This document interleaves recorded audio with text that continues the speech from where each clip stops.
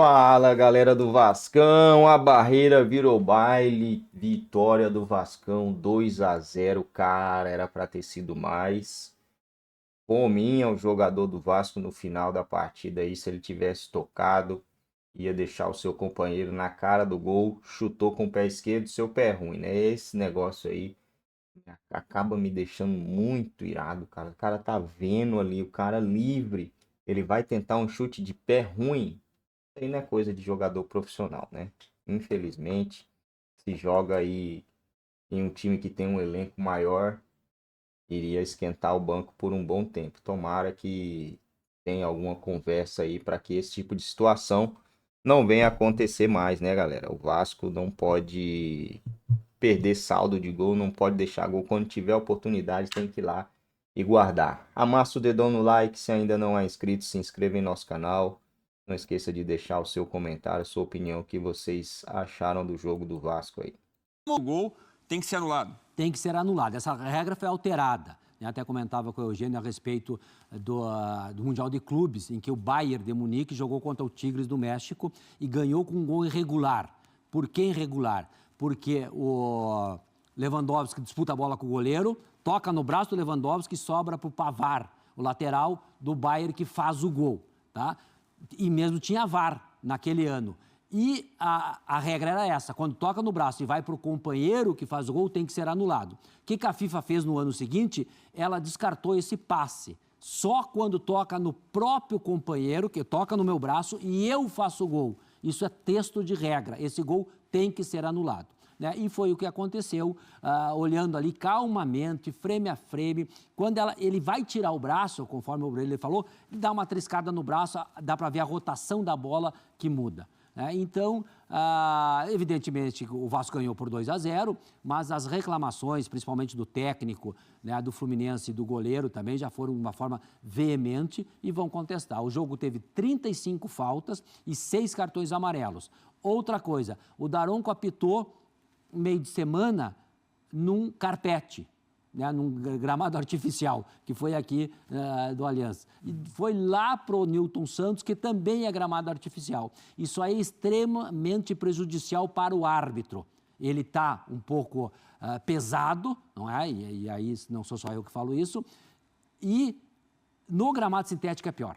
Né? O índice de lesão é muito alto. Então, acho que não há necessidade da comissão também estar forçando o cara em todo esse tipo de jogo, principalmente num gramado que é similar e que desfavorece, na minha opinião, o árbitro e o futebol. Ô Simon, e antes dos toques na mão, não sei se dá para a gente ver de novo no lance, eu fiquei com a impressão de que há um empurrão, um leve empurrão do Léo nas costas do Inácio, zagueiro do Fluminense, antes da bola tocar. A gente vai precisar ouvir o áudio também para ver se o Daronco não analisou esse lance, porque a partir do momento em que o VAR chama, é um toque leve que, na minha visão, tira um pouco o Inácio do lance. O Inácio está inteiro para cabecear e o toque, mesmo que leve do Léo, tira ele da posição. Não sei se você viu, se você enxerga dessa forma. Nesse ângulo dá para ver, ó. Olha o braço do Léo, empurra. O Inácio cai. E o Inácio cai, é leve. E aí a gente vai na interpretação. Será que tem força suficiente para derrubar? Mas para mim tem força suficiente para deslocar o Inácio do movimento de cabeceio. É um lance que, eu não interpreto como falta, mas é um ingrediente a mais para complicar a arbitragem. Se o Daronco anula esse gol, era mais fácil para ele. É mais fácil justificar, inclusive com esse tipo de jogada que você comentou. Mas não, ele resolveu bancar a decisão e foi avaliar, na minha opinião, de acordo com o VAR, o Daniel Bis, chamou ele principalmente por causa da mão. E aí gerou toda essa polêmica em que num clássico você tem um gol irregular, sai ganhando, depois faz o segundo gol, até ajuda, de certa maneira, um pouquinho do ponto de vista da arbitragem, 2-0, mas enfim, o primeiro gol foi irregular, mas acabou prejudicando e vai ter muito o que falar sobre esse lance. O empurrão do Verratti no Léo, claro. mesmo time, tá valendo, né? Valendo. Sai pra lá, né? Tá valendo. Ô, Eugênio, fala sobre o lance, sua visão. Você não tem menor dúvida, tá com o Simon, que o torcedor tricolor tem razão de reclamar. Eu também não tenho a menor dúvida de que essa interpretação que se criou há alguns anos é uma interpretação que vai totalmente contrária ao espírito da lei, ao espírito da regra, né? O Simon que me ensinou essa expressão, porque o toque involuntário, ele não é falta, ele não deveria ser considerado infração. E se inventou isso, né? Há alguns anos, as pessoas que começaram a mexer nas regras do futebol anualmente, começaram a inventar um monte de novas configurações de reinterpretações da regra. E uma delas foi essa, tocou na mão é infração, especialmente dentro da área. Isso valia também de forma absurda para os zagueiros, depois tiraram. Para o zagueiro agora não, o zagueiro se for involuntário, tudo bem, passa. Mas continua valendo para o atacante, quer dizer, você está indo contra o espírito do futebol, porque quando o toque é involuntário, a bola bateu na mão do jogador. Ele não tem a menor intenção de tocar na bola, a bola resvalou, alguém chutou, bateu, aí invalida um lance que muitas vezes é um lance perigoso. Esse lance aí, mesmo se não fosse dessa forma a interpretação atual, era possível você interpretar que ele teve a intenção de tocar com a mão na bola, porque a bola vem subindo e o movimento do Verratti na bola, ele interrompe a subida da bola e prepara para aquele chute. Ele faz meio que um bloqueio da bola e ela fica à afeição para aquele chute. Para mim, não há qualquer dúvida de que a bola bateu na mão dele. Ela, inclusive, gira quando ele toca. Esse ângulo lateral aqui é o melhor. E me parece, assim, uma decisão desastrada do Daronco, porque, acima de tudo, o árbitro ele tem que tomar uma decisão, e o VAR serve muito para isso, que pareça a maioria a decisão correta. Não pode ser uma decisão que ele ache que é a correta. Tem que ser uma decisão para parecer para todos, para que todo mundo olhe, ele acertou. Para a maioria do estádio de vascaínos foi correto. Não, mas aí não é a torcida que está envolvida. Eu estou colocando o público em geral. E tenho certeza, se você colocar aí para qualquer pessoa que não seja o torcedor do Vasco, a maioria vai dizer que tocou na mão. Porque é muito nítido que é o toque. A câmera lateral deixa isso muito claro. E ele briga com a imagem. O árbitro não pode brigar com a imagem para botar em prática uma certeza dele, que ali no campo ele não achou e tal, porque tem árbitro que não gosta de ser chamado pelo VAR. Sim. Entendo que o VAR é muito intervencionista no Brasil, mas nesse caso não. Nesse caso o VAR tinha razão ao chamá-lo. Ô, Nath, eu quero ouvi-la também sobre isso, mas antes vamos ouvir o presidente do Fluminense, Mário Bittencourt. Imagino que está falando sobre esse lance. Vamos lá.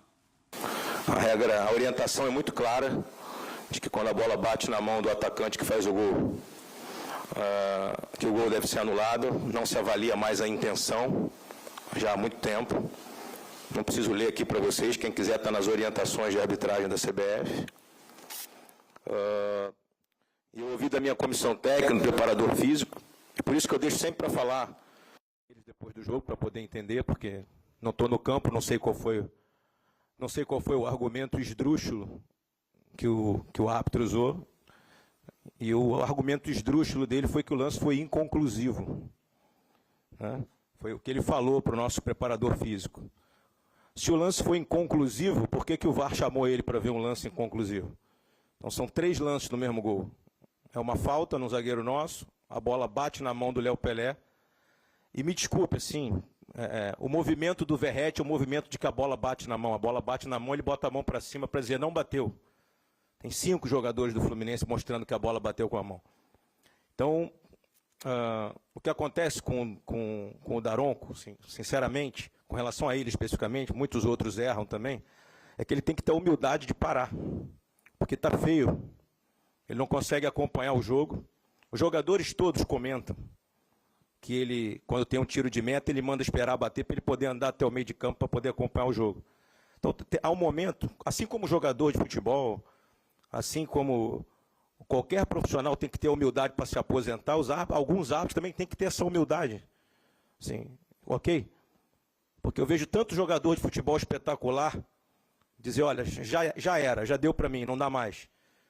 Isso tem que ter na arbitragem do futebol brasileiro. Assim. Não é possível que a gente tenha árbitros que não tenha mais nenhuma condição, e o pior, que apitam jogos dessa magnitude, que apitam um Flamengo e Palmeiras durante a semana, um jogo importantíssimo, com 2 equipes fortíssimas. Isso prejudica o trabalho, assim. Não prejudica o trabalho só do Fluminense. Isso prejudica o trabalho, todo mundo trabalha com futebol. Repito, são 5 anos como presidente de clube, aliás, A única vez que eu dei uma coletiva falando sobre esse tema foi quando houve uma discussão no jogo Fluminense e Inter em 2019. Eu tinha acabado de me tornar presidente do clube e que toda a imprensa havia dito que a bola tinha batido na mão do atacante. De que há ali uma infração. Nath, queria a sua opinião também. E sobre a declaração do Mário Bittencourt forte aí contra o Anderson Daronco. Mas eu vou falar uma coisa para você. É uma das entrevistas mais lúcidas e calmas de um dirigente pós-jogo, em relação à arbitragem, assim, do que a gente tem acompanhado. Ele vai muito ali do que a gente vinha falando na quinta-feira aqui no F360, nesse mesmo estúdio, com uma outra formatação de cenário, o quanto a gente perde muito tempo discutindo arbitragem, pouco se fala de futebol, toda a rodada, seja de Copa do Brasil, seja de Campeonato Brasileiro, a gente está aqui para falar de erros. Agora, de fato, o Daronco, quando você tem ali uma jogada de velocidade, uma transição, dificilmente ele aparece na tela. Ele vai aparecer quando o jogo desacelera, aí ele está próximo da jogada. Mas, à exceção disso, eu acho que tem que ser feita uma autocrítica. Eu acho que os clubes precisam trabalhar, e aí entra muito bem a entrevista do Bittencourt falando dessa questão de precisa parar, a gente precisa rever. É um campeonato que vale milhões, bilhões, que vale tanto, e toda semana se fala da mesma coisa, erro, falta de critério, falta de estrutura, ou a estrutura que tem está defasada em relação aos demais que usam, o VAR virou bengala, os árbitros param de apitar porque sabe que o VAR vai chamar, então fica naquela questão condicionada. Se o cara que está no VAR é FIFA, o cara que está no campo não é FIFA, isso condiciona ele a entrar com uma tendência de errei, vou lá para acertar o que o cara está me falando que eu errei, ou se o cara do campo é FIFA, o outro não é. Então tem muita coisa errada na arbitragem, tem muita coisa errada no futebol em que precisa ser arrumada. Esse lance em específico não era para ter sido gol, era para ter sido anulado. O Fluminense tem total razão de reclamar, né? Os jogadores têm total razão de ficarem irados como ficaram, né? E qualquer coisa que você vá questionar com o árbitro, ele tem uma autoridade ali ou uma prepotência de autoridade que você não pode nem questionar a decisão dele ou perguntar o porquê que ele tomou a decisão, sendo que quando aparece no telão, muito se parece que foi mão. Então, tem muita coisa errada, não é só o Daronco. Acho que o Daronco... Se ele tivesse dado mão anulando o gol, não ia ter chiadeira. Se tivesse, ia ser muito menor. Pode ter certeza que o Vasco não ia estar chiando. É. Não ia. Então, mas possivelmente teria, porque no histórico recente do Clássico, nos 2 últimos jogos, pelo Campeonato Carioca e no primeiro turno do Campeonato Brasileiro, quem saiu reclamando foi o Vasco. O Vasco, no primeiro turno, aquele lance do toque no braço do Manuel, que o Vasco pediu pênalti. E no Campeonato Carioca teve um gol anulado do Vasco, o Alexandre Matos foi no vestiário reclamar. Mas aí o passado é o passado. Não, passado é passado, isso aí não entra em campo. A decisão dele de hoje no jogo não tem a ver com as decisões anteriores de outros atos. Mas o que entra no contexto é o da rivalidade e até como isso pode ter motivado o Mário Bittencourt, que geralmente é um cara mais low profile nesse aspecto, como ele próprio disse, a dar as caras e se posicionar, por se tratar de um clássico. Mas eu achei ele até mais comedido. Não, sim. Não, comedido, mas eu não tiro a legitimidade do protesto. O Fluminense foi prejudicado pela validação do gol, mas, por outro lado, eu vejo que se cruza uma linha ao pedir a aposentadoria de um árbitro. E aí vai-se até por um reducionismo que é individualizar o problema. Colocar nas costas do Daronco um problema que a gente sabe que é crônico e irrestrito e estrutural da arbitragem brasileira. Mas ele faz a crítica também à comissão de arbitragem. Então... Bom, pessoal, é isso aí, meu povo. Cara, sério mesmo que vocês viram essa bola batendo na mão, cara? Não é porque é o Vasco, não, tá? Mas eu confesso que parece que bate. E parece que bate não é pra anular um gol, tá? É conclusivo esses comentaristas aí são canalhas. Esses caras são canalhas. Canalhas de falar que tem certeza que a bola bateu na mão do Vegete. Eles são canalhas, eles estão mudando opinião, eles estão querendo mudar a opinião das pessoas através de uma opinião deles. Isso é canalice, cara.